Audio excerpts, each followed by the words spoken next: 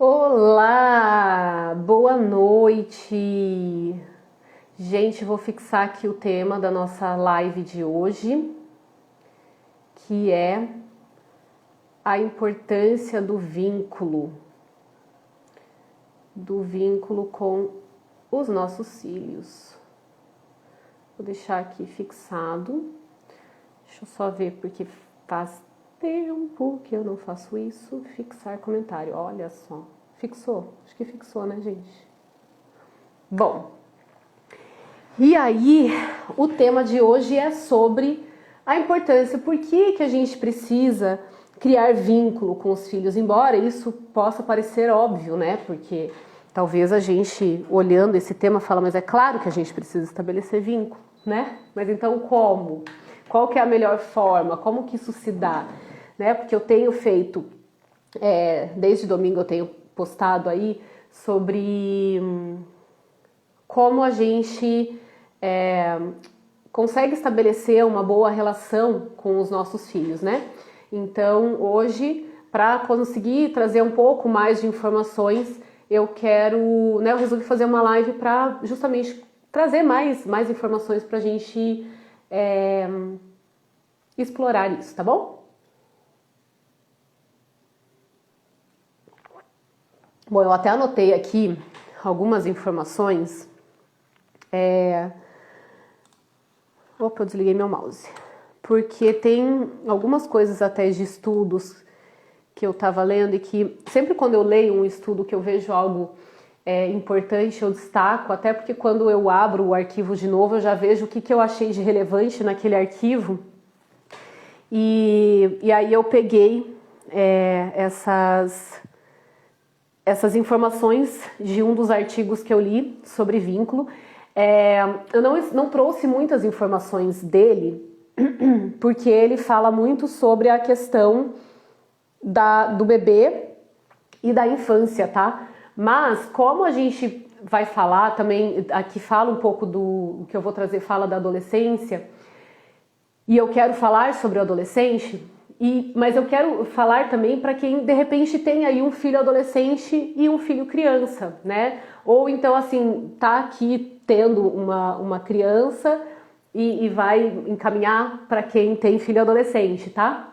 Então, o que é importante a gente saber? Que esse vínculo, ele se dá sim desde o início da vida desse ser, né? Desde lá dos primeiros momentos, do primeiro ano, mas eu não vou me ater a isso, tá? Porque também não é o meu nicho e eu não quero que fique confuso aqui. Mas então, o que eu quero trazer desse artigo? Eu vou ler, tá? Porque daí eu leio e eu trago aqui para vocês o que eu detalho aqui, tá? Então, sem um bom vínculo inicial, as crianças têm menos probabilidade de crescer e se tornarem adultos felizes, independentes e resilientes.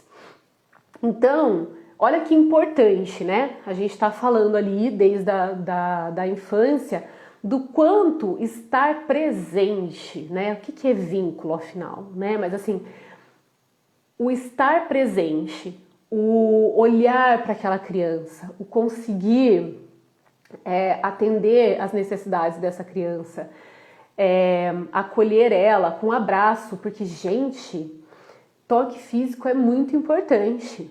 É muito importante. A gente, eu não sei de onde vocês estão assistindo isso, né?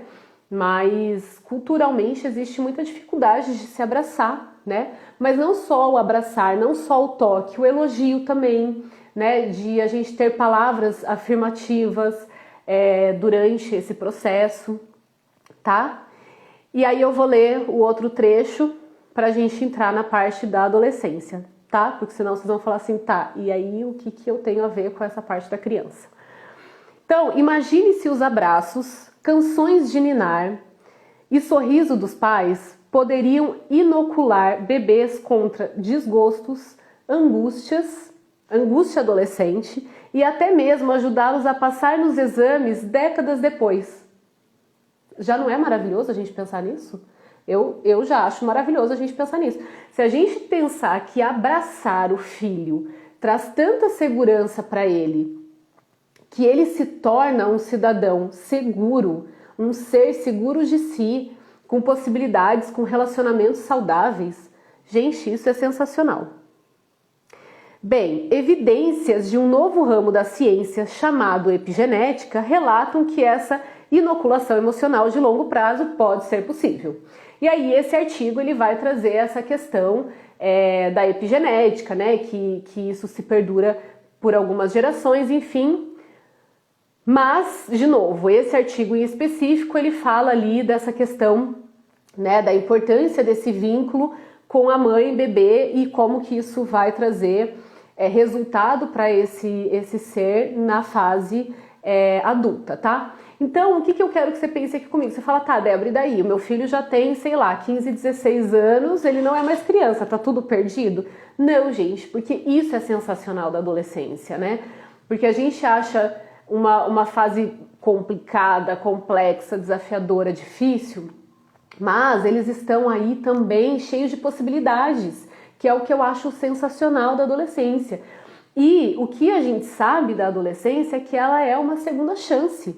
Então, assim, se na fase da infância não deu para fazer, você não tinha o conhecimento que você tem agora, na fase da adolescência a gente consegue construir isso, né? Então, se durante essa adolescência a gente elogia, a gente abraça, a gente dá suporte, a gente acolhe, a gente escuta, a gente dá a possibilidade dele falar, né, dele participar, dele discordar, dele argumentar, a gente está construindo com ele tudo isso, né, essa possibilidade dele ser visto como alguém que importa, como alguém que faz parte, dele sair do núcleo da família, porque assim, o que a gente constrói aqui vai se refletir na vida dele fora, certo?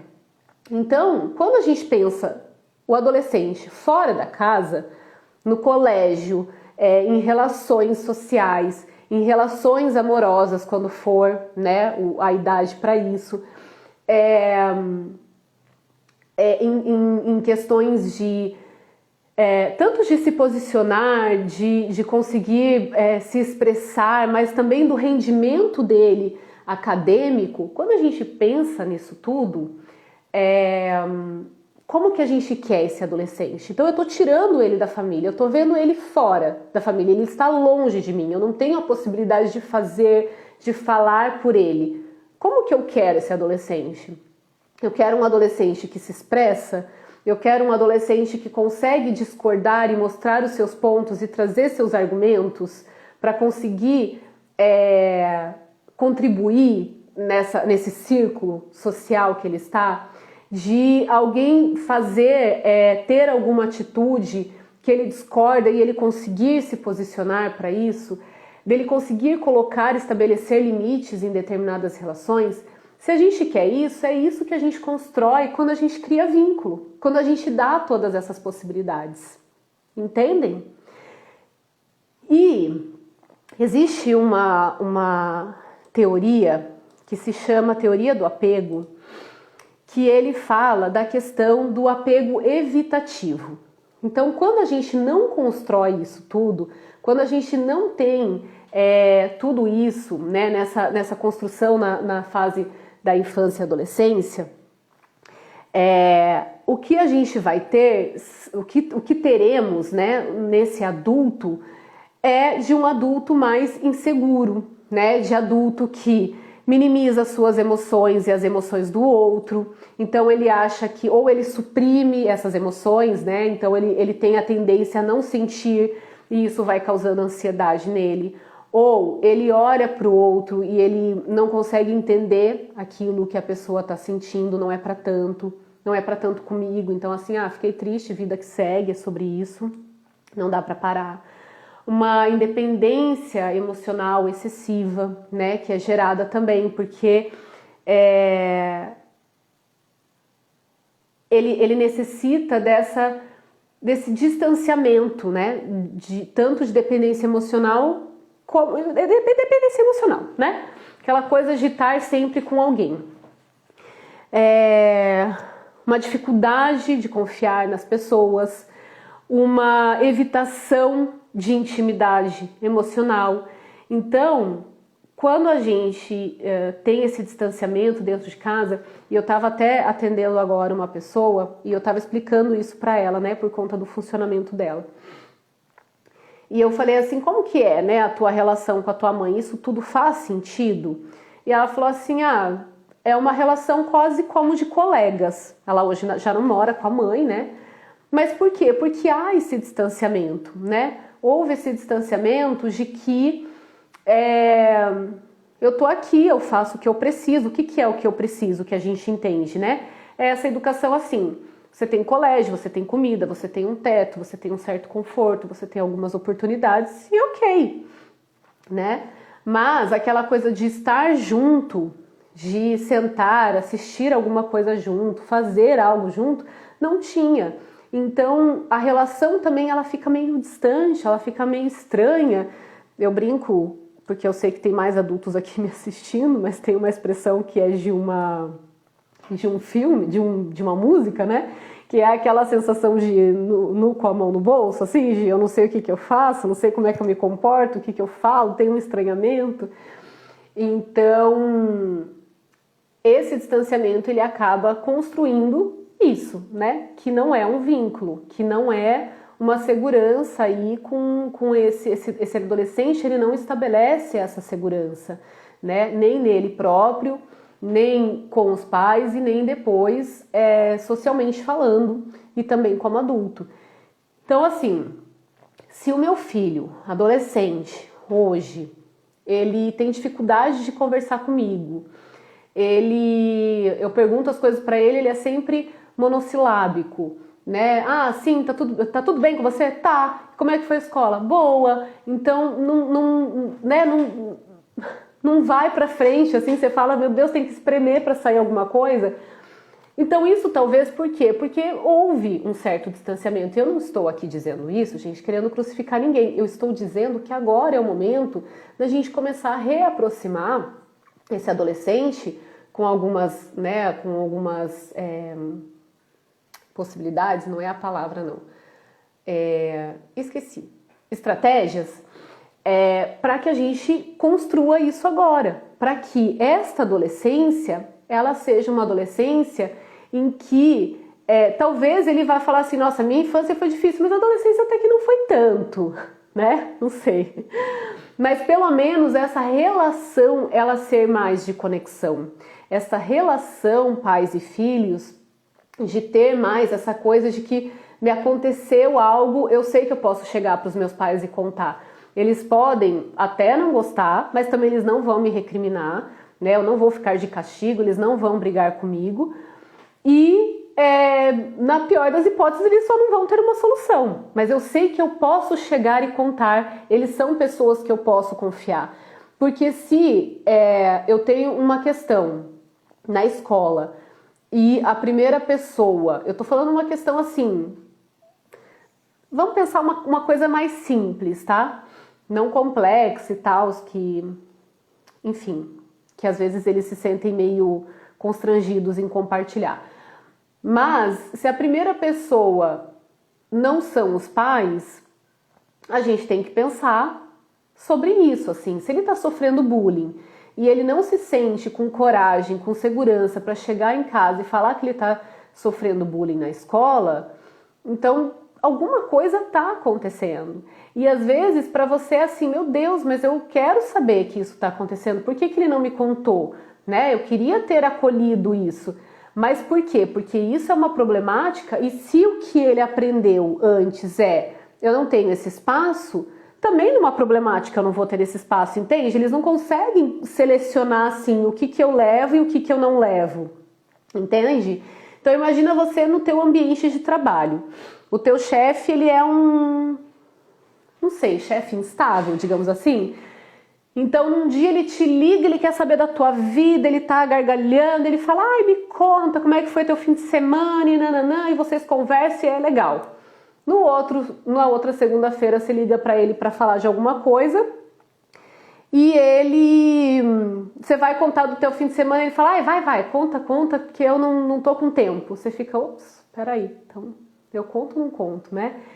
Enfim, então talvez o que a gente está estabelecendo nas relações está sendo nesse sentido. Uma hora eu posso contar, uma hora eu não posso. Uma hora uma coisa que é simples, eu fico de castigo, e uma coisa que eu entendo que é um pouco mais complexa, eu não conto, e aí ficam bravos porque eu não contei. Então, tá dando para entender, assim, a importância de se construir essa relação baseada nessa escuta?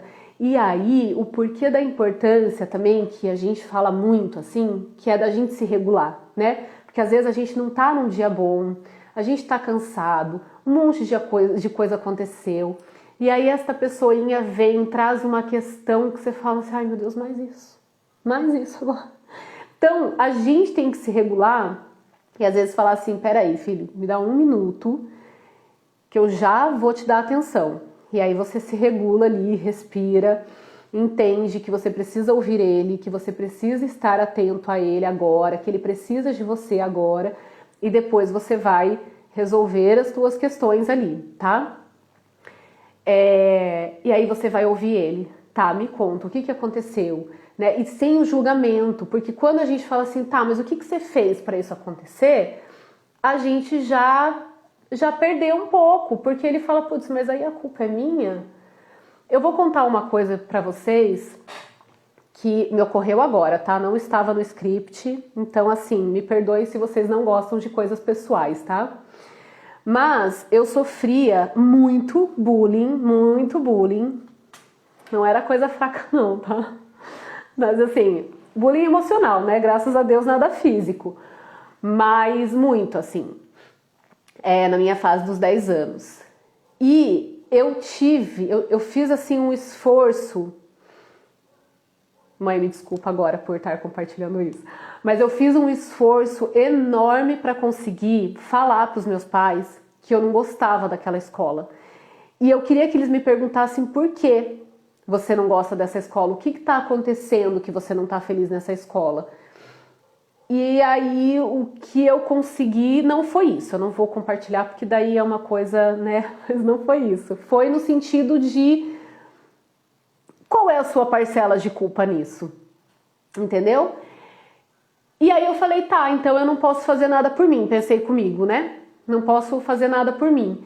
E tinha uma valentona nesse colégio, que por acaso estudava comigo. E ela era super instável também, tá? Uma hora você era inimiga dela, ela ameaçava você de que não sei o que ia pegar você quando saísse do colégio, nananã. E no outro ela era sua amiga que te levava pra casa. Então assim, super instável também. Por que eu tô falando isso? Não sei, mas enfim. E aí, uma amiga, não era amiga, era colega, né? O pai dela trabalhava com a minha mãe. E ela começou a sofrer com essa valentona. E eu, um dia cheguei no pai dela, eu esperei o pai dela chegar, eu ia embora a pé, eu esperei ele chegar. E eu falei assim, olha fulano, a tua filha, eu não lembro mais os nomes deles, tá? Também nem vem ao caso. Eu falei, olha fulano, eu quero te contar uma coisa. A fulaninha, ela tá sofrendo bullying. Eu acho que não foi bullying que eu falei, que na época não tinha esse nome, né? Mas eu falei, ela tá correndo risco, algo assim. Eu falei, fica atento. E saí. Eu falei, gente, que bênção, eu queria que alguém tivesse feito isso. Eu não senti que ele fez uma cara de quem acreditou em mim. Fiquei frustrada? Fiquei. Mas eu falei, não, isso daqui pelo menos eu fiz a minha parte, né? Então, o que eu pensei? Eu não pude resolver a minha vida, mas eu tentei ajudar alguém com isso, né? Mas enfim, então a gente precisa ter essa abertura. Só que essa abertura, ela se constrói como? Ela se constrói no dia a dia. Ela se constrói da gente perguntar como que foi o dia do filho e escutar de forma atenta, de entender as dores dele. Por quê? Porque a gente como adulto, que já regula as emoções, que já teve outras vivências, fala, meu Deus, isso aí não é pra tanto, meu filho. Se você fala isso não é pra tanto, pra ele é muito. Então ele vai falar, pra mim é tanto sim. Como assim você tá invalidando o que eu tô sentindo, né? Então, compreender, mesmo que a gente não tenha essa noção, né, essa amplitude do que é uma problemática, essa problemática para ele, mas de falar assim, tá, então como que a gente vai resolver? Vamos pensar aqui, como que eu posso te ajudar a resolver essa situação? Você pode dar alternativas, né? Olha, você quer que eu vá no colégio conversar? Você quer que eu converse com os pais?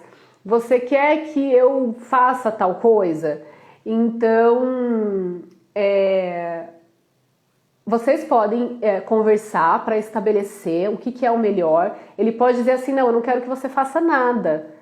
Já aconteceu com a minha filha de trazer coisas e eu falar assim, o que você quer, como que eu posso te ajudar? Às vezes eu dou umas alternativas assim, né, para dizer eu tô aqui, né? Se for para ir lá fazer alguma coisa, eu tô aqui. Mas ela fala, não, eu não quero que você faça nada. E aí eu falo, então tá bom, mas de qualquer forma eu tô aqui. Se você precisar que eu faça alguma coisa, ou nem que não seja para fazer, mas então... Só que aí eu trabalho com ela no sentido que, então vamos ver essa emoção, como é que a gente vai lidar com essa emoção? Porque tá, eu não posso fazer nada em relação à pessoa, à situação lá que você vai lidar, mas a gente tem que olhar para essa emoção que está acontecendo, que te faz chorar, que te faz ficar mal, né? Então a gente também tem que acolher, tem que dar um colo, tem que dar um carinho, né? Fazer um cafuné na cabeça ali para dizer, pode chorar, você está totalmente no seu direito. Eles não têm o direito de falar isso, não têm o direito de fazer isso. E é isso, né? Então eu não posso fazer nada, né? Claro, gente, eu estou considerando aqui uma coisa que de fato não tinha, né, assim, uma necessidade de eu interagir, de eu intervir, tá? Porque quando tem necessidade, eu falo, não, eu vou lá, eu vou conversar com a escola, né? Eu vou fazer alguma coisa, enfim. Eu brinco com ela assim, e eles vão ver que você tem mãe. Estão achando o quê? Que você não tem mãe? Você tem mãe sim. Então, uma coisa que a gente precisa é estar atento a essa questão da escola, estar presente com a escola. Às vezes nem só quando tem uma problemática, mas conversar com a coordenação. E aí, como é que tá? Como é que você percebe? Né, eu tô percebendo uma dificuldade assim, mas como é que vocês percebem aí? Então, às vezes até para você se mostrar que para a escola, né, esse interesse.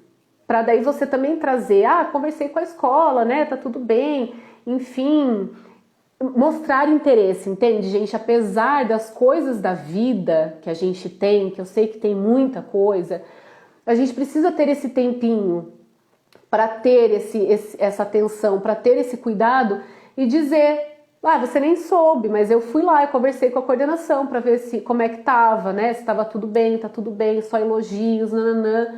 Ou não tá tudo bem, então, né, a gente pensou nisso e nisso. Apesar de que quando não tá tudo bem, a gente tem que comunicar, né? Vou conversar com a escola para ver como que a gente pode fazer com isso. Bom, gente, eu me delonguei? Não, sim, não, né? Fui meio, enfim.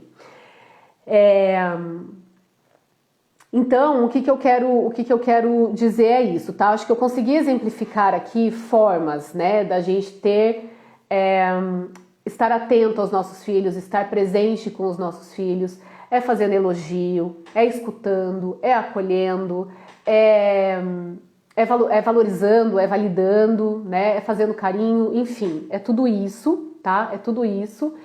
Mas eu quero trazer um outro ponto importante também. Gente, olha que sensacional isso. Assim, às vezes a gente fica querendo inventar a roda, né? Não sei por quê, eu não vou me delongar nisso aqui. Quer dizer, não é que eu não saiba, eu só não vou falar disso aqui agora. Mas o que acontece? Nós, enquanto pais, às vezes a gente faz o caminho mais difícil para chegar num objetivo e a gente não consegue alcançar esse objetivo.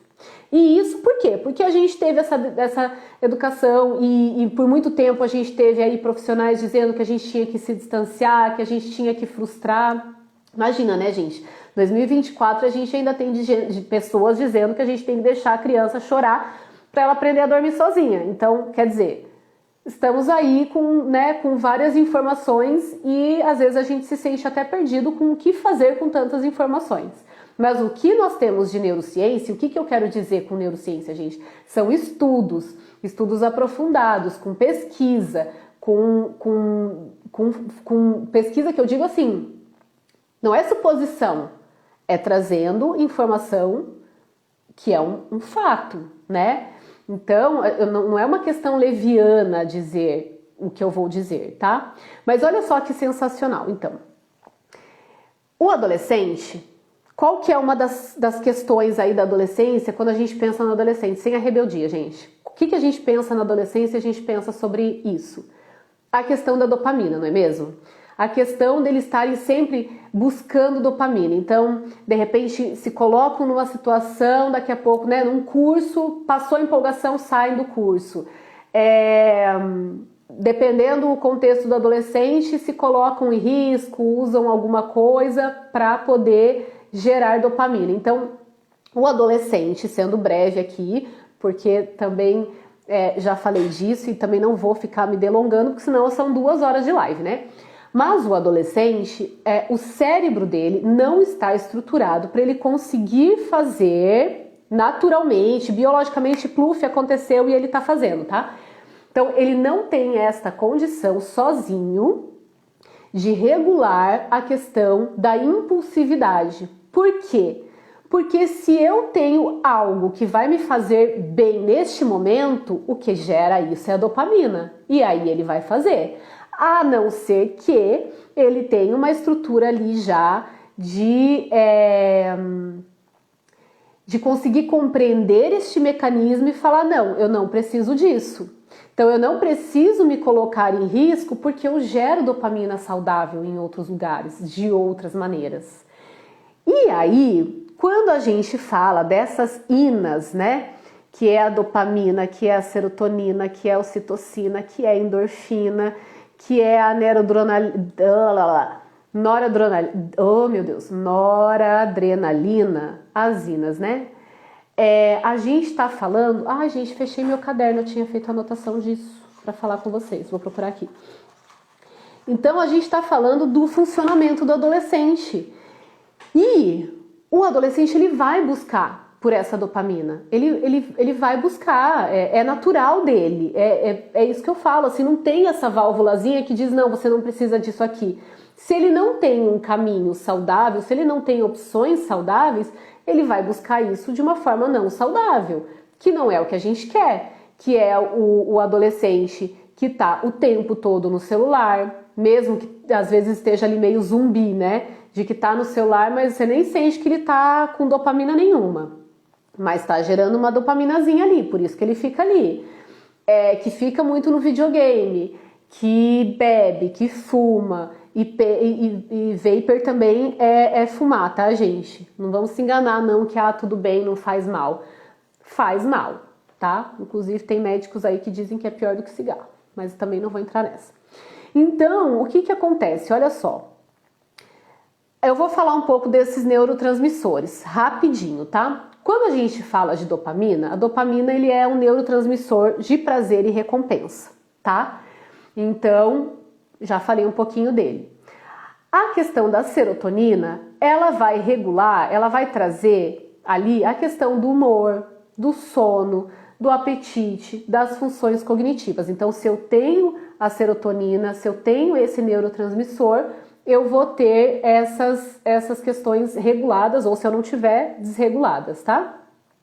A ocitocina, que a gente fala que é um neurotransmissor do amor, é o neurotransmissor da ligação, né? Então, a ocitocina até ela é muito conhecida até por quem teve bebê, né? Porque a ocitocina é essa conexão da mãe e do bebê que também gera essa questão do amamentar, sendo bem breve, porque também, de novo, né? Não é o objetivo aqui. A endorfina, né? Que é um neurotransmissor do prazer, da euforia e que diminui a dor. E a noradrenalina, que é uma resposta ao estresse, que ajuda na regulação do humor quando ela está bem regulada, da atenção e a regulação do estado de alerta. E sabe como é que a gente gera isso tudo? Com toque, com carinho, com palavras de afirmação, com essa atenção, com eu estou aqui de verdade. Eu não estou perguntando do seu dia só por protocolo e você está falando e eu não estou ouvindo.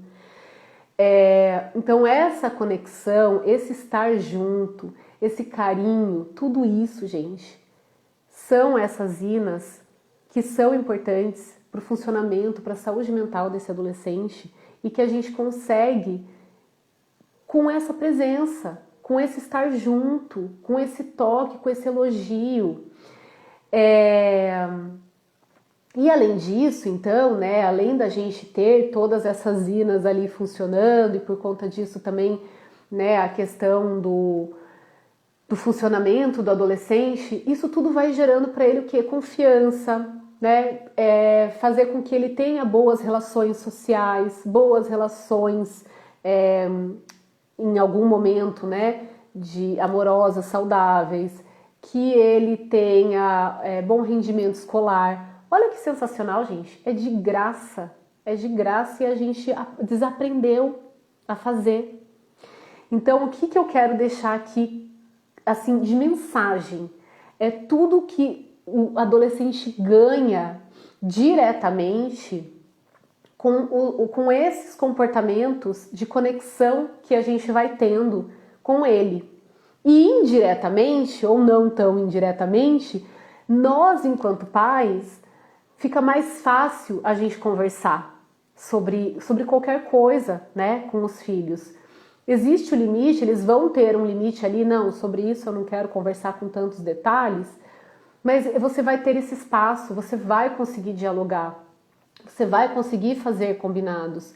E é super importante frisar, se o seu adolescente hoje, ele não tá dessa forma, né, o que eu disse no início, se ele tá mais distante, se ele prefere ficar no celular, se ele é monossilábico nas respostas, então a gente precisa insistir muito, porque essa é a oportunidade da gente construir isso com o adolescente. Não importa o que foi, não que não importa, mas não adianta ruminar sobre como foi até aqui.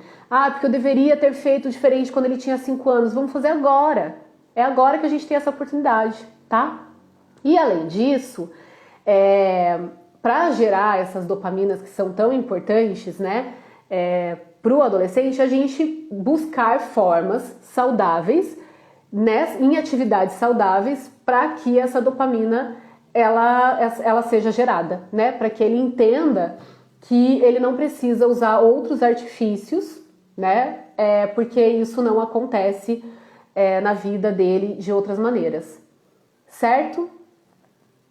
Só uma última coisa ainda sobre essa questão da dopamina, o contato social do adolescente ele é muito importante, tá? Então ter vida social não só com a família, mas também vida social com outros adolescentes, isso é muito importante.